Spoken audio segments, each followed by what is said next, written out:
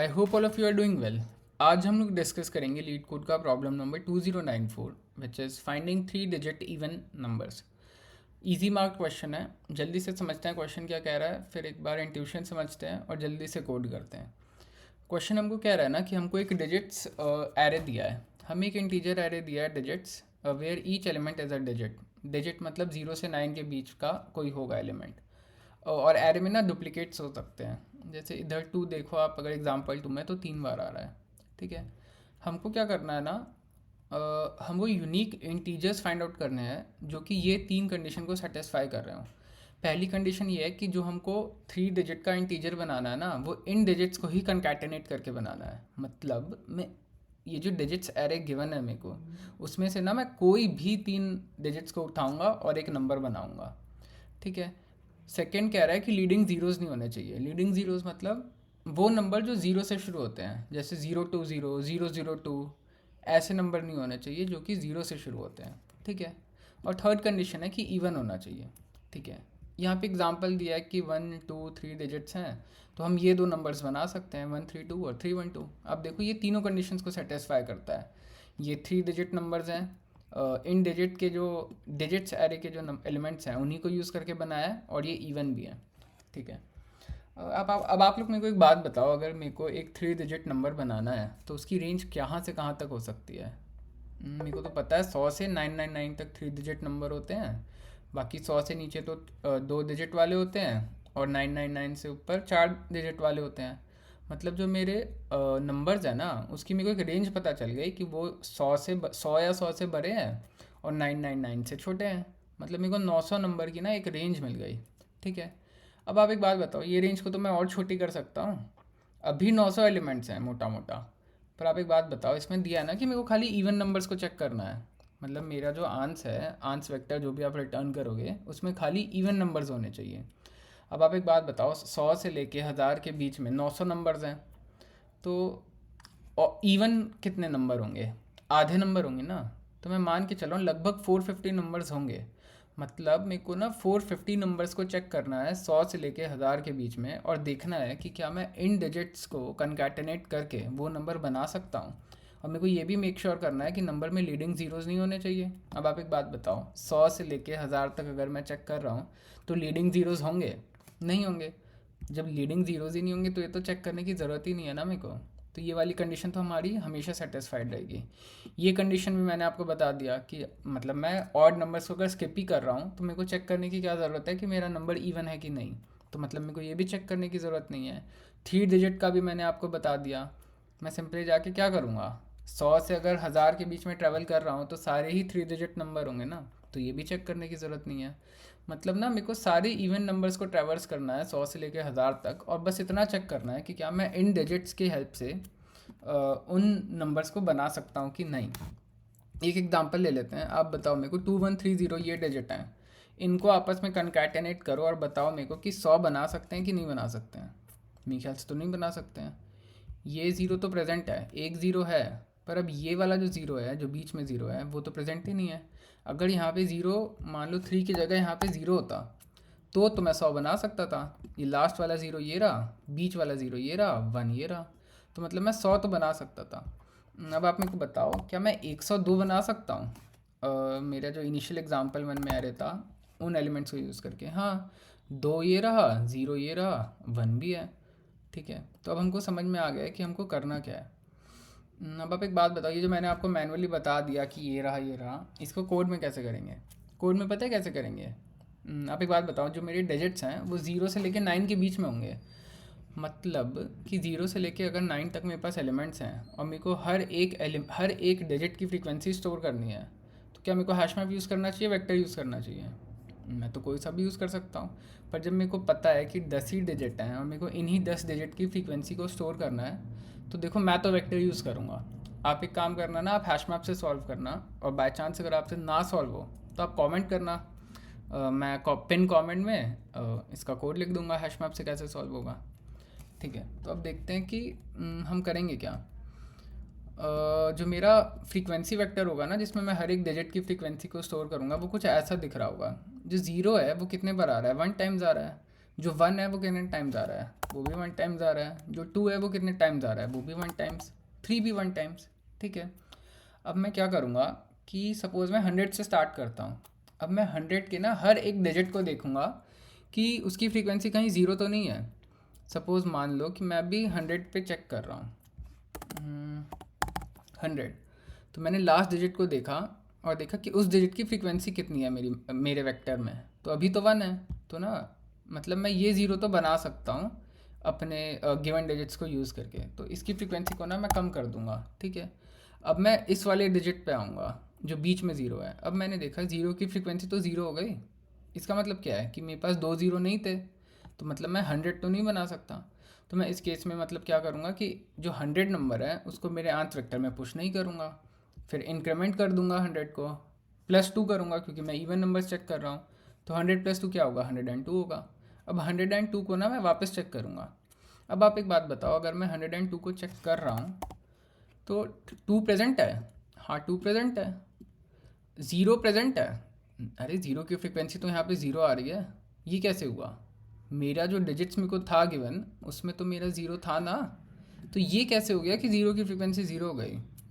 Zero की frequency इसलिए zero हो गई क्योंकि जब आपने 100 में चेक करा था तो आपने इसी वेक्टर को यूज़ करा था, और उसमें जब 100 का लास्ट डिजिट ज़ीरो था आपने उसको चेक करा तो आपने इस वैल्यू को डिक्रीमेंट कर दिया था। पर जब आपने इंक्रीमेंट किया अपने नंबर को 100 से 102 को अब आप चेक कर रहे हो, पर आपका ये जो वेक्टर था जो फ्रीक्वेंसी स्टोर करा था वो तो उसकी तो स्टेट आपने चेंज कर दी ना। तो ना ये भी हमको ट्रैक रखना है कि हर एक नंबर के लिए मेरे को जो मेरा हैश मैप है वो फिर से रिफॉर्म करना है। वो रिफॉर्म कैसे करेंगे वो मैं आपको कोड में बताता हूँ। तो जब मैं 102 के लिए चेक करूँगा ना, तो जो मेरी फ्रीक्वेंसी होगी वो इस डिजिट के लिए फिर से रिफॉर्म होनी चाहिए। अगर मैं इस डिजिट सारे को देखूँ तो मेरी ज़ीरो की फ्रीक्वेंसी 1 है, 1 की भी 1 है, 2 की भी 1 है, 3 की भी 1 है। तो अब इस केस में ना इस वेक्टर को यूज़ करके मैं देखूंगा कि 102 बना सकता हूँ कि नहीं बना सकता हूँ।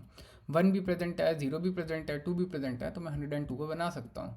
तो ऐसे ही मैं क्या करूँगा, चेक करूँगा कि बना सकता हूँ कि नहीं। मेरा जो वेक्टर है जिसमें मैं फ्रीक्वेंसी स्टोर कर रहा हूँ उसको रिफॉर्म करूँगा, और ये वाला जो नंबर है ना इसको इंक्रीमेंट करूँगा। इंक्रीमेंट में बाय 2 करूँगा। ठीक है, मेरे ख्याल से इंट्यूशन आपको समझ में आ गया होगा। अब देखते हैं हम इसको कोड में कैसे करेंगे। सबसे पहले मैंने क्या किया, ये वेक्टर बना लिया 10 साइज़ का। ये जो मैपिंग है ना इंडेक्स की फ्रीक्वेंसी से, ये वो है। ठीक है, अब मैंने क्या किया, मैं डिजिट्स वेक्टर में गया और हर एक डिजिट की ना फ्रीक्वेंसी को मैं प्लस प्लस करता गया। इनिशियली मेरे हर एक डिजिट की फ्रीक्वेंसी ज़ीरो थी, और जैसे जैसे मेरे को डिजिट सारे में वो एलिमेंट दिखता गया मैंने क्या किया, मैंने उसकी फ्रीक्वेंसी को इंक्रीज़ करता गया। ठीक है, इतना आ गया होगा आपको समझ में। अब मैंने क्या कहा था कि कोई मैं आंस वेक्टर बनाने वाला हूँ जिसमें मैं सारे एलिमेंट्स, सारे नंबर्स जो इन 3 कंडीशंस को सेटिस्फाई कर रहे हैं उनको पुश बैक करूँगा। तो वो आंस वेक्टर मैंने बना लिया। मैंने आपको यहाँ पे रेंज एक्सप्लेन की थी कि 100 से 999 के बीच में होगा। तो वही लूप चलाने के लिए मैंने आई को 100 से इनिशियलाइज़ करा है, और लूप को मैं तब तक चलाऊँगा जब तक आई मेरा 999 से छोटा है। ठीक है, अब पहला नंबर मैं किसको चेक कर रहा हूँ, 100 को। तो मैं एक नम बना लेता हूँ जिसकी वैल्यू इनिशियली आई होगी। अब मैंने आपको क्या कहा था कि जो मेरा वेक्टर है ना फ्रीक्वेंसी वाला, उसको मैं हमेशा रिफॉर्म करना चाहता हूँ। तो मैं क्या करूँगा ना, मेरा ये जो डिजिट फ्रीक्वेंसी वाला जो वेक्टर था इसको ना मैं कभी चेंज ही नहीं करूँगा, इसको मैं कभी नहीं छेड़ूंगा। हर एक नंबर को जब मैं चेक कर रहा हूँ ना तो मैं एक टेम्पोरेरी फ्रीक्वेंसी वाला वेक्टर बनाऊंगा और उसमें मेरा डिजिट फ्रीक्वेंसी वाले वेक्टर को कॉपी कर दूंगा एज इट इज़। ठीक है, अब आप एक बात बताओ, ये भूल फाउंड क्यों बनाया है मैंने, और इसकी वैल्यू मैंने इनिशियली 2 रखी है। और ये हमको बता रहा है कि ना आप नंबर को बना सकते हो, ये हमको पहले ही बता दे रहा है। और उसके बाद ये चेक कर रहा है कि क्या ये जो नम है मेरा, मैं डिजिट्स को यूज़ करके बना सकता हूँ कि नहीं बना सकता हूँ।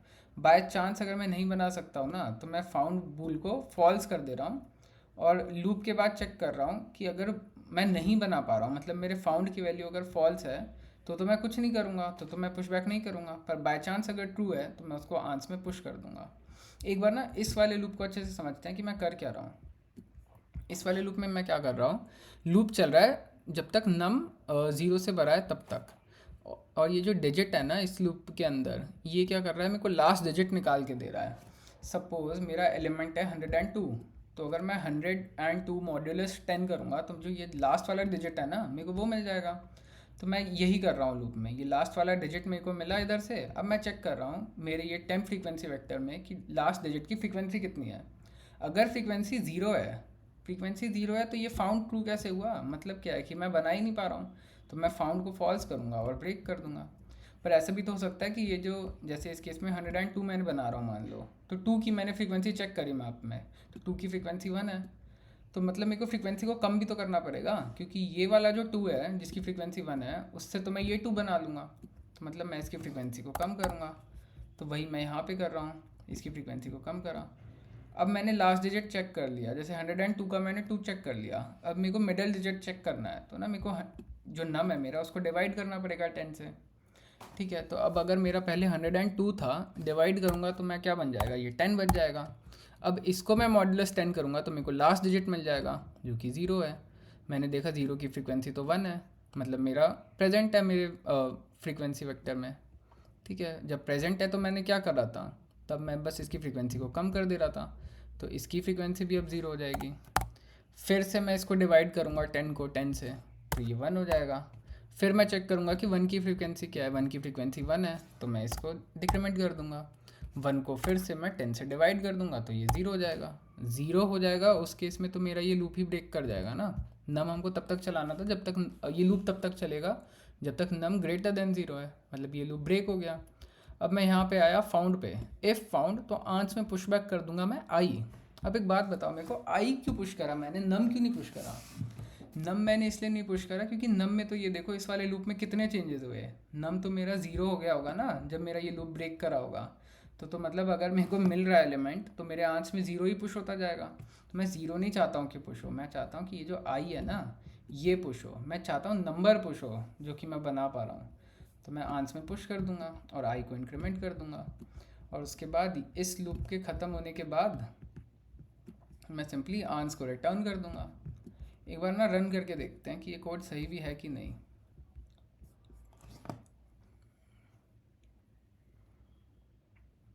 इन 3 टेस्ट केसेस के लिए तो ये कोड सही चल रहा है, एक बार सबमिट करके देखते हैं।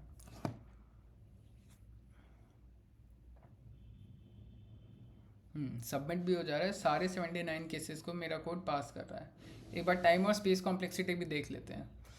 मेरा जो ये वाला लूप है ये कितना टाइम्स चल रहा है, एन टाइम्स। एन क्या है, साइज ऑफ डिजिट्स है। ठीक है, तो ये तो ओ ऑफ एन हो गया इसका टाइम कॉम्प्लेक्सिटी। अब अगर मैं ये वाला वाइल लूप देखूँ, तो ये वाला वाइल लूप ना मेरे को पता है कि 450 टाइम्स ही चलेगा, क्योंकि आई 100 से स्टार्ट हुआ, 999 तक गया, 900 एलिमेंट्स हैं और मैं सारे ऑड एलिमेंट्स को स्किप कर रहा हूँ, तो मतलब मैं आधे एलिमेंट्स को ट्रैवर्स कर रहा हूँ ना। 900 का आधा क्या होता है, 450। मतलब ये वाला जो लूप है ना ये 450 टाइम्स ही चलेगा। मतलब इसकी जो वैल्यू है ये एन पे तो डिपेंड नहीं हो रही है। सपोज़ मान लो मेरे डिजिट्स का जो साइज़ है, ये जो डिजिट्स का साइज़ है ये 100 होता, तो भी ये 450 टाइम्स ही चलता है ये वाला लूप। अगर एन का साइज़ 1 लाख होता तो भी ये 450 टाइम्स ही चलता। मतलब ये जो वाइल लूप है ना इसकी नंबर ऑफ आइट्रेशंस डिपेंड ही नहीं कर रहे हैं मेरे एन की वैल्यू पे, तो इसकी टाइम कॉम्प्लेक्सिटी ओ ऑफ 1 हो गई। ऊपर वाला लूप ओ ऑफ एन है और नीचे वाला लूप क्या है, ओ ऑफ 1 है। तो इसका मतलब क्या है ना, जो मेरा कोड है उसकी जो टाइम कॉम्प्लेक्सिटी होगी वो ओ ऑफ एन होगी। ठीक है, मतलब time complexity O of n है। स्पेस कॉम्प्लेक्सिटी देखते हैं। अब एक बात बताओ मेरे को, मैंने क्या बनाया है, एक डिजिट फ्रीक्वेंसी वाला वेक्टर बनाया है। इसकी फ्रीक्वेंसी आप मेरे को ये जो इसका साइज़ है डिजिट फ्रीक्वेंसी वेक्टर का, क्या ये एन पे डिपेंड कर रहा है, बिल्कुल भी नहीं कर रहा है। अगर मान लो मेरे डिजिट्स का साइज़ 1000 है, मतलब मेरे 1000 एलिमेंट्स हैं डिजिट्स में, तो भी तो जो एलिमेंट्स होंगे वो 0 से लेकर 9 के बीच में ही होंगे ना। 10 ही एलिमेंट हो सकते हैं ना उसमें, उनकी हो सकता है फ्रीक्वेंसी ज़्यादा हो। मान लो जैसे 10 बार आ रहा है, 3000 बार आ रहा है, तो जो मेरा डिजिट फ्रीक्वेंसी है ना उसका साइज़ भी फिक्स है 10 है, और वो एन पे डिपेंड नहीं कर रहा है। ठीक है, इसके अलावा मैं क्या बना रहा हूँ, एक डुप्लीकेट बना रहा हूँ। इसके साइज़ भी क्या होगा, इसका साइज़ भी 10 ही होगा। 10 से ज़्यादा तो नहीं हो सकता क्योंकि जो मेरे डिजिट्स हैं वो 0 से लेकर 9 के बीच में हो सकते हैं। तो मेरे ख्याल से ना इसकी स्पेस कॉम्प्लेक्सिटी ओ ऑफ 1 है। फिर से रिपीट करता हूँ, time complexity O of n, space complexity O of n. अगर आपको इसमें कोई डाउट है आप प्लीज़ कमेंट करना, मैं आपको रिप्लाई करूँगा। अगर आपको ये ट्यूटोरियल अच्छा लगा हो, समझ में आया हो, तो आप प्लीज़ लाइक करो, चैनल को सब्सक्राइब करो। अगर कोई भी डाउट है please write it in the comments, I will reach out to you as soon as possible. That's it for today. Have a nice day. Thank you so much.